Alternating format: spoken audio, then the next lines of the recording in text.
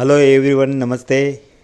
आज हम आपको अर्थशास्त्र एवं सांख्यिकी अध्याय 5 पार्ट फर्स्ट, क्योंकि केंद्रीय प्रवृत्ति की माप बड़ा अध्याय है, इसलिए हमें इसे 2 भाग में बांटा है। पहला भाग इस वीडियो में बताएंगे पूरा। ये वीडियो कक्षा 11वीं के अर्थशास्त्र के, आर्ट के छात्र और कॉमर्स के छात्र दोनों के लिए उपयोगी हैं। आप सभी अपने पेन कापी लेकर के नोट करें, क्योंकि इस अध्याय में पूरी तरह से फार्मूले और न्यूमेरिकल है और बहुत सारे उदाहरण हैं जो आपको नोट करने होंगे। इसलिए वीडियो के अंत तक ज़रूर देखें, क्योंकि बीच में कोई मिस ना करे तो पूरा चैप्टर आपको समझ में आएगा।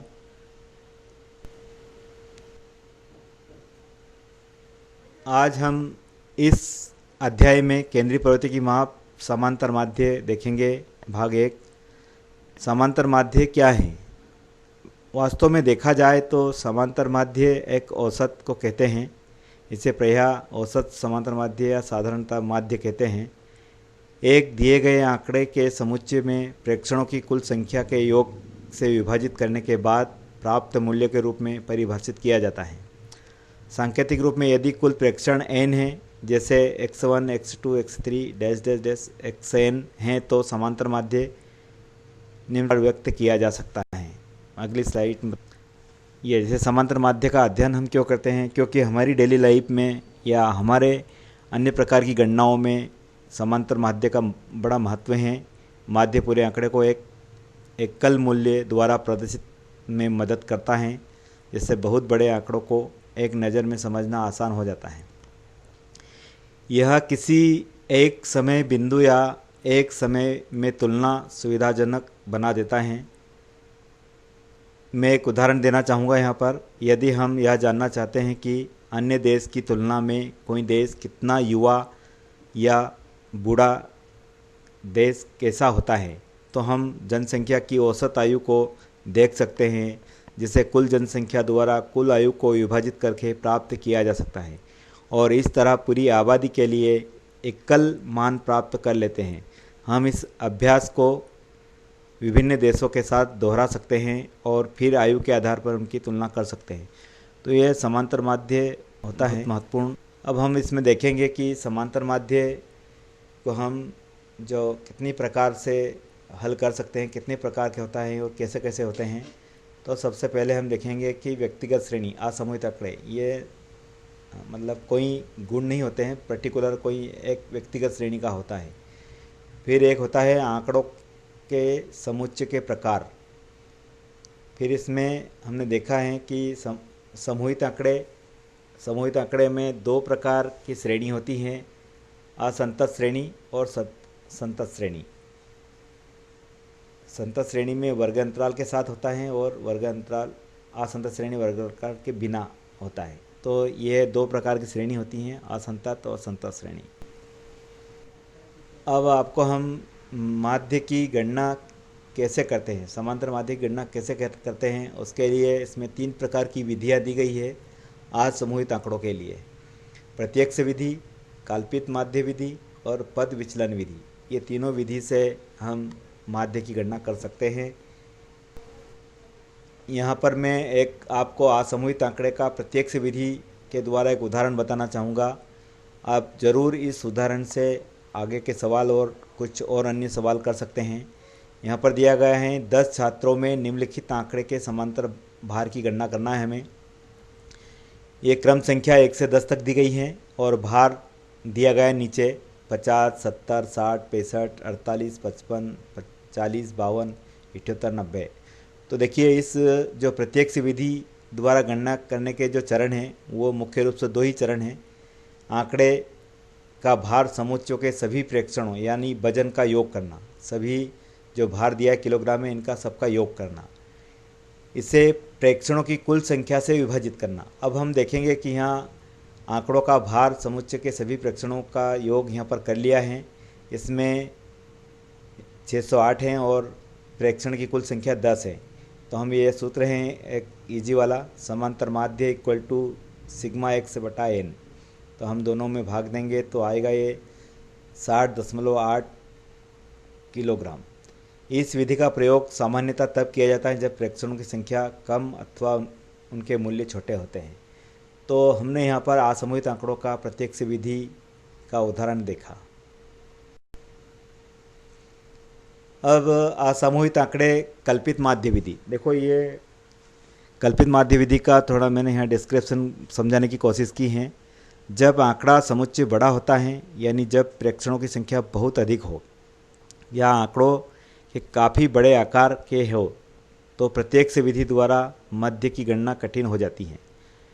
ऐसे मामले में औसत की गणना कल्पित माध्य विधि का उपयोग कर सकते हैं। कल्पित माध्य विधि में निम्नलिखित चरण होते हैं। ये चरण बहुत महत्वपूर्ण हैं। इन 4 प्रकार के जो चरण लिखे हैं, इससे कल्पित माध्य विधि का असमूहित आंकड़ों का हम गणना कर सकते हैं। पहला है, दिए गए आंकड़ों में से किसी एक विशेष मूल्य को तर्क अथवा प्रेक्षण के आधार पर माध्य मान लीजिए। कल्पना करना है और मानना है आपको। इसे कल्पित माध्य ए कहा जाता है। प्रत्येक से प्रेक्षण एक से ग्रहण कल्पित किए गए माध्य को विचलन d = x - a की गणना करें।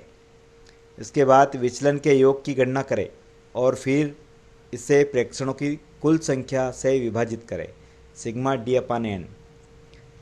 अंततः समांतर माध्य का परिकलन इस प्रकार किया जाएगा।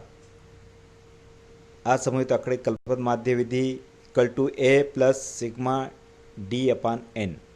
तो ये 4 चरण हैं कल्पित माध्य विधि के। यहाँ पर इस उदाहरण से आप इसको देख सकते हैं।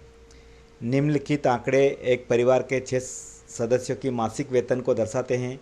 आपको इस घर की औसत मासिक आय गणना करना है। तो बहुत ही ईजी है, बहुत ही सरल है। देखिए, सदस्यों की संख्या है यहाँ पर और उनको कितना वेतन मिलता है ये दिया गया है।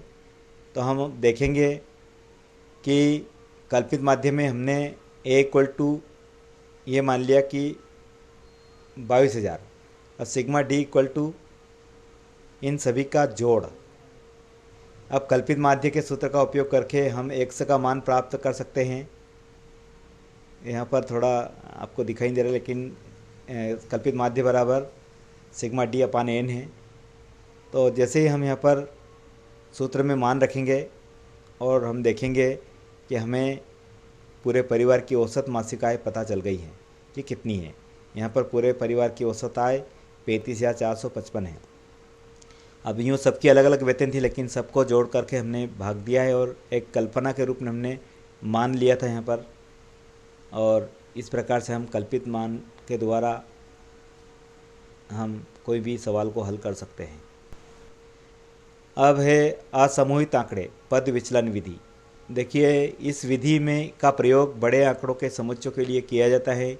यह कल्पित माध्य विधि का एक सरलीकृत रूप है, जहां कल्पित माध्य d से विचलन के योग को एक समापवर्तक कारक c से विभाजित किया जाता है। ऐसा इसलिए किया जाता है कि ताकि बड़ी संख्यात्मक की मूल्यों के माध्य के परिकल्पन को सरल बनाया जा सके। इस विधि का सूत्र है x bar = a + sigma -n × c। यहाँ पर d लिखा है, ये d/c है = x - a/c। इसको पहले हमें ज्ञात करना पड़ेगा, जब जाके पद विचलन विधि निकलेगा असमूहित आंकड़ों की। अब इसका उदाहरण भी आप देख लीजिए। हम अपने पूर्व उदाहरण के लिए अंक की गणना माध्य का परिकल्पना पद विचलन की विधि द्वारा करें। आंकड़े वही है, उदाहरण पिछले जो हमने दिया था वही सवाल है, लेकिन इसको हम थोड़ा अलग टाइप से हल कर रहे हैं विचलन विधि के द्वारा। यहाँ पर a = 22,000 एंड c = 10। अब यहाँ पर सिग्मा d = 8,073 और पद विचलन विधि के सूत्र का प्रयोग करते हुए हम यहाँ पर x bar = a + sigma d/n × c। यहाँ पर हमने सभी का इस सूत्र में मान रखा और जब हल करा तो वही आंसर आएगा 35,455 परिवार की औसत मासिक आय। तो दोनों विधि में आंसर एक जैसे ही आ रहा है। अब थोड़ा सा कौन सी सरल लगती है, कैसा है, ये आप थोड़ा एनालिसिस कीजिए और दोनों विधि आपके सामने बताई मैंने। अब देखिए, यहाँ पर एक स्ट्रक्चर बनाया है कि समूहन आंकड़े। समूहन आंकड़े को दो भागों में बांटा गया है, विभक्त श्रेणी। फिर विभक्त श्रेणी को तीन भाग में बांटा गया है, प्रत्यक्ष विधि, कल्पित माध्य विधि और पद विचलन विधि। ऐसे ही सतत श्रेणी को भी प्रत्यक्ष विधि, कल्पित माध्य विधि और पद विचलन विधि, इनके सूत्र मैंने लिखने की कोशिश की है, कुछ के सूत्र नहीं लिखे हैं, परंतु फिर भी मैक्सिमम सूत्र मैंने लिखने की कोशिश की है। तो आप इन सूत्रों को नोट कर लीजिए कहाँ पर कौन से सूत्र का उपयोग। अब यहाँ पर एक उदाहरण दिया है मैंने, समूहित आंकड़े विभक्त श्रेणी का उदाहरण। एक कक्षा के 60 छात्रों द्वारा प्राप्त अंकों के निम्नलिखित आंकड़े से अंकगणित माध्य की ए प्रत्यक्ष विधि, बी कल्पित माध्य विधि और सी पद विचलन विधि का प्रयोग कर समांतर माध्य की गणना करना है। यहाँ पर दिया प्राप्तांक और छात्रों की संख्या। अब आगे वाली स्लाइड में अब देखिए सोल्यूशन। ये यहाँ पर दिया अप्रत्यक्ष विधि। सबसे पहले अप्रत्यक्ष विधि। अप्रत्यक्ष विधि में हमें एफ से निकालना होगा। सीधी सी बात है, प्राप्तांक और छात्रों की संख्या का आपस में गुणा करना होगा और हमें सबसे पहले ये देखना होता है कि इसका सूत्र क्या है। देखिए इसका सूत्र सीधा सीधा बताता है हमें कि एफ ज्ञात करना है और एफ ज्ञात करना है। बस हम ये दो टेबल बनेगी इसमें। चर एफ की बारंबारता चर एक्स के मूल्य के से गुणा करें और कुल सिग्मा एफ एक्स प्राप्त करें और आवृत्ति द्वारा प्राप्त योग सिग्मा एफ द्वारा विभाजित करें। बस ये भाग देना, ये विधि है। यहाँ पर इसका सूत्र है X bar equal to sigma F X upon sigma F. तो यहाँ पर हम देखते हैं कि कह सकते हैं कि कक्षा का औसत अंक है 43.67 हैं। तो ये बहुत ही सही तरीका है। हमें सबसे पहले ये देखना होता है कि सूत्र कौन सा है और सूत्र में क्या चाहिए हमें, वही हमें निकालना रहता। अब कल्पित माध्य विधि। अब इसमें कल्पना के आधार पर आंकड़े माने जाते हैं। इसके चरण हैं, एक माध्य की गणना करें। जैसे दिया है कि a इक्वल टू 40 है ना, a से x के बीच के विचलन मतलब d equal to x minus a, उनको सब आंकड़े को घटाते जाएंगे। संबंधित बारंबारता के साथ इन विचलनों को गुणा करें और उन्हें जोड़ लें, सिग्मा एफ डी। इस योग की को कुल बारंबारता सिग्मा एफ से भाग दे दे। X bar equal to A plus sigma F D upon sigma F. यहाँ पर हमने देखा है कि एक का मान हमने काल्पित माध्य माना था, वो 40 था, प्लस 220 अपान 60 इक्वल टू 4.3। मतलब इसी प्रकार से हम काल्पित माध्य से भी गणना कर सकते हैं। इसमें एक मान को हमें कल्पना के द्वारा मानना रहता है। अब देखिए तीसरा चरण है सा वाला विचलन विधि। इस विचलन विधि थोड़ी हमें कठिन लगती हैं, लेकिन कभी कभी हमें एग्ज़ाम में इस विधि का जिक्र कर देते हैं कि हमें विचलन विधि से ही ज्ञात करना है, सरल विचलन विधि। चूँकि यह विधि कल्पित माध्य विधि का सरलीकृत रूप है, इसलिए हम निम्न चरण का पालन कर सकते हैं। एक समापवर्तक कारक c द्वारा प्राप्त विचलनों की विभाजन करें। यहाँ c इक्वल टू 10 है और माध्य की गणना करने के लिए निम्न सूत्र का प्रयोग करें, X bar equal to a plus sigma F D dash upon sigma F into C. देखिए यहाँ पर हमने सूत्र में मान रखा और आंसर प्राप्त करा। तो ये एक सरल विधि है उसकी तुलना में। अब समूहित आंकड़े की सतत श्रेणी। देखिए समूहित आंकड़े की सतत श्रेणी को समझना पहले ज़रूरी है। मैंने कोशिश की यहाँ पर समझाने की। संतत श्रेणी में माध्य की गणना की विधि वह रहती है जो असंतत श्रेणी में होती हैं। हालांकि यहाँ क्योंकि वर्ग अंतराल दिए गए होते हैं, हम वर्ग अंतराल के मध्य बिंदु के चरों के मान के रूप में लेते हैं और इसे m से निरूपित करते हैं। माना जाता है कि मध्य बिंदु पूर्ण वर्ग का प्रतिनिधित्व करता है। इसका मतलब यह है कि हम मानते हैं कि प्रत्येक वर्ग की बारंबारता समान रूप से वर्ग अंतराल सीमा पर वितरित किया जाता है।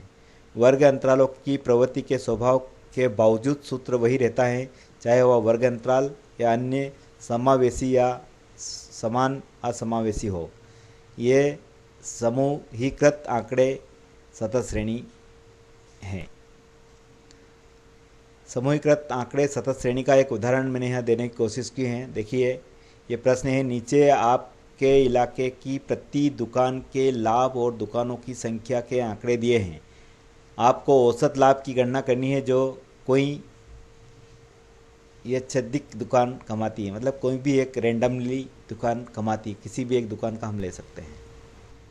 यहाँ पर उसको हमने सॉल्व किया है, लाभ, दुकान की संख्या और मध्य बिंदु।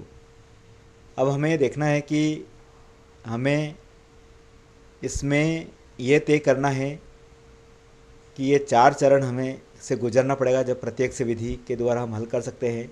पहला है प्रत्येक वर्ग के मध्य बिंदु की गणना करना, मतलब मिड पॉइंट। एम कैसे ज्ञात करना है? Lower limit plus upper limit upon 2, इसके माध्यम से हम एम को ज्ञात करेंगे।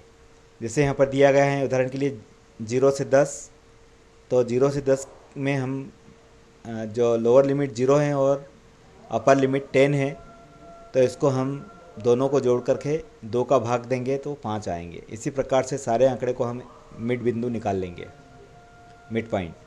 अब दूसरा नंबर, प्रत्येक कक्षा की संबंधित बारंबारता द्वारा इन मध्य बिंदुओं को गुणा करें और एफएम प्राप्त करें। जैसे हमने पहले का उदाहरण 0 से 10 तक का निकाला था, उसका 5 आया, तो हमने दुकानों की संख्या, जो फ्रीक्वेंसी कितनी दुकान थी ऐसी 13, तो 13 गुणित 5 करा तो 65 आए।